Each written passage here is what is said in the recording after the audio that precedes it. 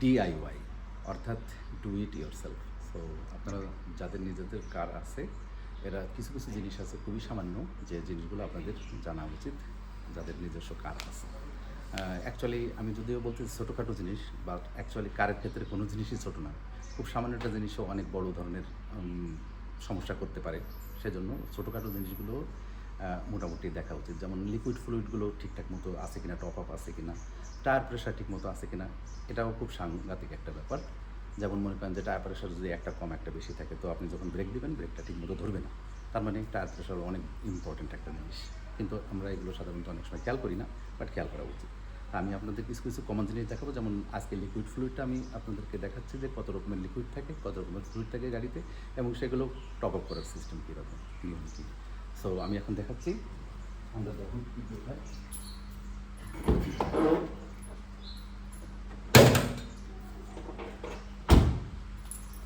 সব গাড়িতেই প্রায় একই রকম, আপনারা দেখলেই বুঝতে পারবেন যে কোনটা রিজার্ভার, কোনটা কী। সো প্রথমে আমি দেখাবো যে রিজার্ভারগুলো। একেবারে প্রথম যে জিনিসটা আছে সেটা হচ্ছে ওয়াটার কুল্যান্ট। কুল্যান্টের যে কুল্যান্টের রিজার্ভয়ারটা এরকমই থাকে, মোটামুটি একটা ট্যাঙ্ক থাকে। আপনারা দেখতে পাবেন যে কোনো জায়গায় ট্যাঙ্কটা এই পাশে থাকতে পারে, এ পাশেও থাকতে পারে, বিভিন্ন গাড়ি বেঁধে ডিফারেন্ট জায়গায় থাকে। সো ট্যাঙ্কটা সাধারণত থাকে, আপনারা দেখবেন যে পানি ভরা, এবং তার উপরে হয়তো কোনো কোনো ট্যাঙ্কে আছে যেখানে প্রেশার ইন্ডিকেট করা থাকে, এবং এইসব যেগুলোতে প্রেশার ইন্ডিকেট করা থাকে সেখানে আপনারা খুব ভালো করে খেয়াল করবেন যে একেবারে পুরোপুরি টাইট আছে কিনা। এটা আছে খুবই ইম্পর্ট্যান্ট। সো দুই ধরনের ইঞ্জিন আছে। এক ধরনের হচ্ছে সরাসরি প্রেশারটা ট্যাঙ্ক পর্যন্ত আসে, আর কিছু কিছু আছে যেটা রেডিয়েটরের উপরে একটা ক্যাপ থাকে, প্রেশারটা রেডিয়েটরের মধ্যেই সীমাবদ্ধ থাকে, ট্যাঙ্ক পর্যন্ত প্রেশার আসে না। সাধারণত হাই রেভিং যেসব গাড়ি আছে, হাই রেভ যেগুলোতে হয় স্পোর্টস কার টাইপের, সেসব ইঞ্জিনগুলোতে সাধারণত ট্যাঙ্ক পর্যন্ত প্রেশারটা আসে। এর জন্য সুবিধা হচ্ছে কি, ইঞ্জিন তার প্রয়োজন অনুসারে বেশি পানি নেবে, বেশি পানি রিলিজ করবে, অথবা কম পানি নেবে, কম পানি রিলিজ করবে তার ইঞ্জিনের রেভ অনুসারে। এনিওয়ে, তো ট্যাঙ্কি দেখলেই বোঝা যাবে যে এরকম ট্যাঙ্কিতে কতটুকু পানি আছে। সাধারণত পানির একটা কালার থাকে, পানি বা কুল্যান্টের একটা কালার থাকে। তো এখানে দেখলেই বোঝা যাবে যে সাধারণত হাই এবং লো দুইটা দাগ থাকে, যে টপ, ফুল অর লো এরকম থাকে, হাই অথবা লো এবং ফুল অথবা লো থাকে। আচ্ছা, গেল একটা। সো আরেকটা হচ্ছে ব্রেক ফ্লুইড বা ব্রেক অয়েল আমরা সাধারণত বলে থাকি। ব্রেক ফ্লুইডটা সাধারণত দেখতে হয় যে মোটামুটি সবসময় টপ আপই থাকে, এবং ব্রেক ফ্লুইড সাধারণত 2 বছর পর পর চেঞ্জ করতে হয়, যেহেতু এটা হাইড্রোগ্রাফিক অথবা পানিগ্রাহী বলে। সো বেশি দিন আবহাওয়ার সাথে থাকলে ওটা হয় কি, পানি নেয়, সুতরাং এর যে ভিসকোসিটি এবং এর যে কোয়ালিটি, এই কোয়ালিটিটা ডিগ্রেড হয়, অর্থাৎ কোয়ালিটি ডাউন হয়ে যায়। সেজন্য সাধারণত এর ভিতরে পানি ঢুকে যায়, সুতরাং কোয়ালিটি ডাউন হয়ে যায়, এটা বাতাস থেকে পানি নেয়, সেজন্য বলে হাইড্রোগ্রাফিক অথবা পানিগ্রাহী। তো সেই জন্য 2 বছর পর পর এই জিনিসটা চেঞ্জ করা উচিত, এই ফ্লুইডটা।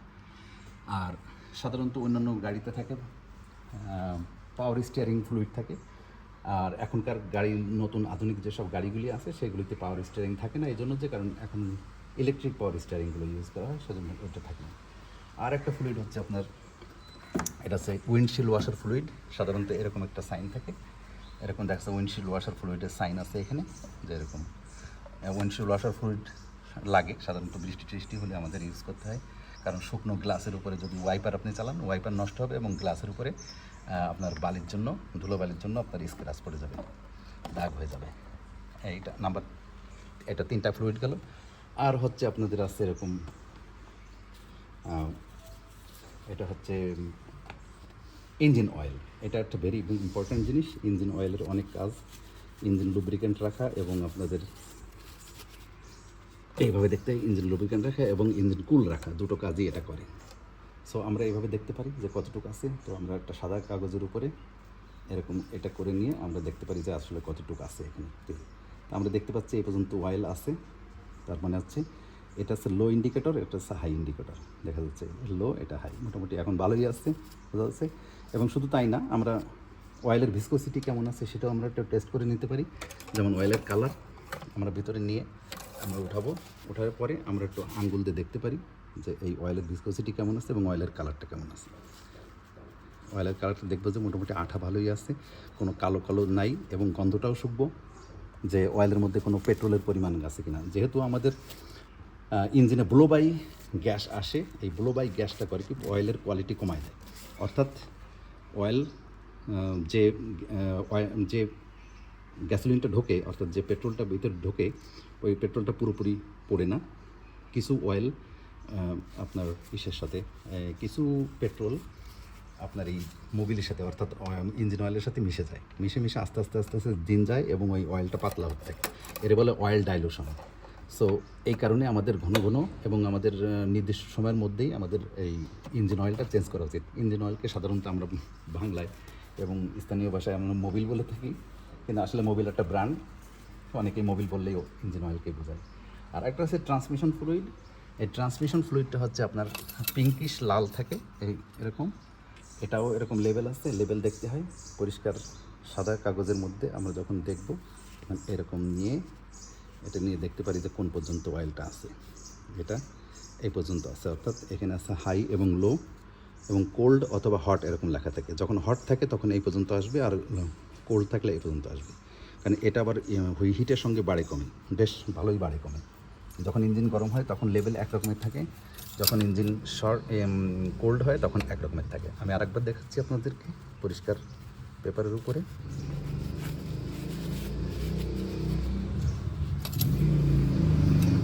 এই যে এখানে আমরা এখন দেখব কতটুকু আছে। এই যে এখন মিডিলে আছে, অর্থাৎ হট কোল্ড এর মাঝামাঝি আছে।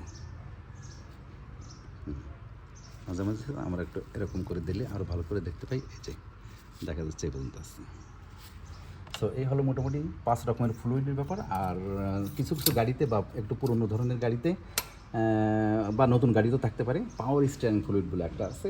ওটাও মোটামুটি ওর লেভেল আছে, লেভেলটা দেখলেই হয়। পাওয়ার স্টিয়ারিং ফ্লুইড আর এই ট্রান্সমিশন ফ্লুইড নর্মালি একই হয়ে থাকে বা কাছাকাছি হয়ে থাকে। যেমন নিসান গাড়িগুলোতে বা সেডানগুলিতে, নিসানের ব্র্যান্ডের যে গাড়িগুলি আছে তাতে এই পাওয়ার স্টিয়ারিং ফ্লুইড হিসেবে এই ট্রান্সমিশন ফ্লুইডকেই ব্যবহার করতে বলা হয়। এবং আমরা যখন কিনতে যাই তখন ওরা ট্রান্সমিশন ফ্লুইডই দিয়ে দেয় এই ইসের জন্য। তো এই হলো মোটামুটি। আর যেসব গাড়িতে ব্যাটারি আছে সেই সব ব্যাটারির যে পানির লেভেল, এই পানির লেভেলটা মোটামুটি কমপক্ষে প্রতি মাসে একবার করে চেক করা উচিত। তো যেহেতু এটা ড্রাই সেল ব্যাটারি, এটা আছে পাউডার টাইপ ড্রাই ব্যাটারি, এর কোনো মেনটেন্যান্স ফ্রি, এতে কোনো পানি টানি ঢোকানোর সিস্টেম নেই, সেজন্য এটা আমি দেখাতে পারলাম না। তবে যেসব গাড়িতে পানির ব্যাটারি থাকে, যে পানি অ্যাড করতে হয় প্রত্যেক মাসে বা সপ্তাহে, তখন আপনারা ওই পানির লেভেলটা দেখে নেবেন। সো প্রিয় দর্শকবৃন্দ, এইগুলো আজকের মোটামুটি একটা সাধারণ একটা ব্যাপার, যে এই লিকুইড ফ্লুইডগুলো যদি আমরা ঠিকমতো লেভেলটা না দেখি তাহলে আমরা পথে ঘাটে গিয়ে গাড়ি আমাদের থেমে যেতে পারে। অনেক সময় রেডিয়েটর লিক হতে পারে। দেখা যাচ্ছে ছোটোখাটো লিক হলেও আমার যদি ফুল পানি থাকে, দেখা যাচ্ছে যে আমরা বাড়ি পর্যন্ত চলে আসতেও পারি ছোটোখাটো লিক হলেও, পানি কমতে এটাকে বলে ইঞ্জিন মানে ইঞ্জিন কুল্যান্ট, যেটা আমরা সাধারণত পানি বলি, বাট এটাকে অ্যাকচুয়াল পরিভাষায় বলা হচ্ছে কুল্যান্ট। তা কুল্যান্ট যদি আমাদের লেভেলে থাকে, ঠিক মতো লেভেলের উপরে থাকে, দেন আমরা দেখা যাচ্ছে যে ছোটোখাটো লিক হলে আমরা বাড়ি পর্যন্ত চলে আসতে পারি। আর যদি লো থাকে, দেখা যাচ্ছে যে আমরা বাড়ি পর্যন্ত আসতে পারলাম না, ইঞ্জিন গরম হয়ে গেল, ওভার হিটিং হয়ে আমরা পথেই ইঞ্জিনকে কোনো কারণে থেমে যেতে পারে। সো এটা খুবই একটা ইম্পর্টেন্ট ব্যাপার। বিশেষ করে পানি সহজেই পাওয়া যায়, যে কোনো জায়গায় পাওয়া যায়। আমরা সাধারণত পানি যখন অ্যাড করব তখন আইদার আমরা ডিস্টিল ওয়াটার কিনে দিতে পারি, আর আমরা বৃষ্টির পানি ধরে রেখে দিতে পারি, অথবা সাধারণত সেটাও যদি না হয় তো আমরা পুকুরের পরিষ্কার পানি দিতে পারি। বাস থেকে নিতে হবে, যাতে কোনো ডেবরি বা কোনো রকম কুচো কাচা বা কোনো ময়লা সালা না থাকে, তাহলে রেডিয়েটর জাম হয়ে যাবে। এই গেল। সাধারণত বছরে একবার ইঞ্জিন অয়েল চেঞ্জ করতে হয়। আর ট্রান্সমিশন ফ্লুইড সাধারণত 100,000 কিলোমিটার, অর্থাৎ 1 লাখ কিলোমিটারে সাধারণত চেঞ্জ করতে হয়, বা তার আগেও করা যায়। যেমন 50,000 কিলোমিটার বা 40,000 কিলোমিটারে চেঞ্জ করা ভালো, যে গাড়িগুলো রেগুলার চলে। তো এই হলো ব্যাপার। যদি গাড়ি বসেও থাকে তাহলে আপনাদের উচিত হবে হিসেবে ইঞ্জিন অয়েলটা বছরে একবার চেঞ্জ করা।